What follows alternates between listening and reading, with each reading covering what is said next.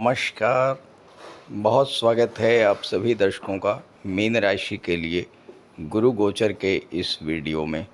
भाग्य और कर्म का संतुलन पुष्य नक्षत्र में देवगुरु।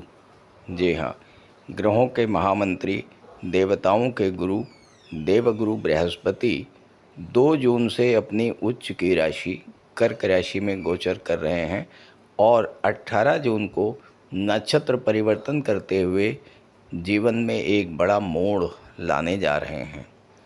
अभी तक गुरु अपने ही नक्षत्र पुनर्वसु में गोचर कर रहे थे और 18 जून को पुष्य नक्षत्र में गोचर कर जाएंगे और पुष्य नक्षत्र में 18 अगस्त तक रहेंगे। पुष्य नक्षत्र के देवता स्वयं देवगुरु हैं और स्वामी शनिदेव। विशेष बात यह है कि शनि गुरु की राशि में गोचर कर रहे हैं और शनि पर गुरु की दृष्टि भी पड़ रही है। तो इन 60 दिनों में कर्म और भाग्य का ऐसा संतुलन देखने को मिलेगा जो इससे पहले शायद ही कभी मिला हो। शास्त्रों में वर्णित है कि जब भी देवगुरु अपनी उच्च अवस्था में 5 डिग्री पर होते हैं तो परमोच्च स्थिति में होते हैं और सबसे शक्तिशाली अवस्था में होते हैं। जब पुष्य नक्षत्र में जाएंगे तो गुरु का अंश बल 5 डिग्री होगा और गुरु परमोच्च अवस्था में होंगे। इसका अर्थ ये हुआ कि आने वाले 60 दिनों का जो समय होगा वो किसी स्वर्णिम काल से कम नहीं होगा। तो गुरु के इस गोचर का मीन राशि के जातकों के जीवन पर किस तरह का प्रभाव पड़ेगा और क्या क्या लाभ मिलेंगे, इसी पर चर्चा करेंगे इस वीडियो में। ये विश्लेषण आपकी चंद्र राशि के आधार पर किया जा रहा है। तो ये है मीन राशि के जातकों की कुंडली। आपके राशि के स्वामी हैं देवगुरु बृहस्पति, जो कि कुंडली के पंचम भाव में अपनी उच्च की राशि में गोचर कर रहे हैं और यहाँ पर गुरु गोचर करते हुए पंचम दृष्टि नवम भाव पर, सप्तम दृष्टि एकादश भाव पर और नवम दृष्टि लग्न के भाव पर डाल रहे हैं। गुरु का गोचर अपनी उच्च राशि में तो है ही, 18 जून को पुष्य नक्षत्र में चले जाएंगे। अब देखिए, पुष्य नक्षत्र के स्वामी हैं शनि। शनि गुरु की राशि में बैठे हैं और शनि पर गुरु की दृष्टि पड़ रही है। तो शनि और गुरु के बीच इससे बेहतर समन्वय की स्थिति, तालमेल की स्थिति बन ही नहीं सकती है। भाग्य और कर्म का संतुलन। शनि कर्म के कारक हैं, गुरु भाग्य के कारक हैं और दोनों ही एक दूसरे को सपोर्ट कर रहे हैं। शनि गुरु की राशि में है, गुरु शनि के नक्षत्र में है और ये एक तरह से देखा जाए तो एक तरह का परिवर्तन योग भी बना रहे हैं। तो इस समय गुरु जब 5 डिग्री पर परमोच्च अवस्था में होंगे तो मीन राशि के जातकों के जीवन में बहुत सारे बड़े परिवर्तन देखने को मिलेंगे। पंचम भाव में गुरु गोचर कर रहे हैं। गुरु संतान के कारक होते हैं और पंचम भाव संतान का होता है। जिन जातकों को संतान प्राप्ति की इच्छा है, उसकी इस इच्छा को पूरा करने के लिए ही देवगुरु बृहस्पति पंचम में आए हैं, क्योंकि गुरु की दृष्टि 11वें भाव पर है। 11वां भाव जो होता है ये आपकी इच्छा पूर्ति को दर्शाता है। दूसरी बात, गुरु भाग्य के कारक होते हैं और इस समय आपकी भाग्योन्नति तो करेंगे ही, आपकी संतान की भाग्योन्नति भी होगी। संतान को लेकर के आपके मन में कोई चिंता बनी हुई थी, उनकी शिक्षा को लेकर, उनके करियर को लेकर के, इन सब समस्याओं का समाधान, इन चिंताओं का समाधान इस गोचर काल में होने जा रहा है। सबसे अच्छी बात यह है कि इस समय आप अपनी संतान को लेकर के कोई ऐसा फैसला ले सकते हैं, क्योंकि पंचम भाव आपकी निर्णय क्षमता को दर्शाता है। कोई ऐसा फैसला ले सकते हैं जो आपकी संतान के जीवन में एक नया प्रकाश लेकर के आएगा, एक नया उजाला लेकर के आएगा।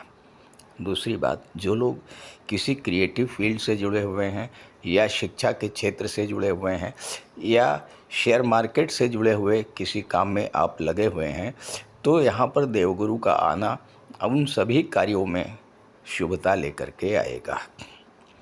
भाग्य के कारक हैं और भाग्य भाव पर दृष्टि डाल रहे हैं, तो भाग्योन्नति तो होनी ही है इस गोचर काल में। साथ ही साथ नवम भाव पिता को दर्शाता है, नवम भाव उच्च अधिकारियों को दर्शाता है, सीनियर्स को दर्शाता है, बॉस को दर्शाता है, और गुरु 10th हाउस के भी स्वामी हैं। तो इस समय अगर आपके कार्यस्थल पर अपने बॉस सीनियर्स के साथ किसी तरह का कोई तनाव की स्थिति बनी हुई थी, उसमें समाधान मिलेगा। पिता का, गुरु का और आपके बॉस और सीनियर्स का इस समय आपको सहयोग प्राप्त होगा और उनके द्वारा आपको लाभ भी मिलेगा। नवम भाव जो है ये धार्मिक यात्राओं का होता है और किसी अच्छी धार्मिक यात्रा का संयोग इस समय बन सकता है।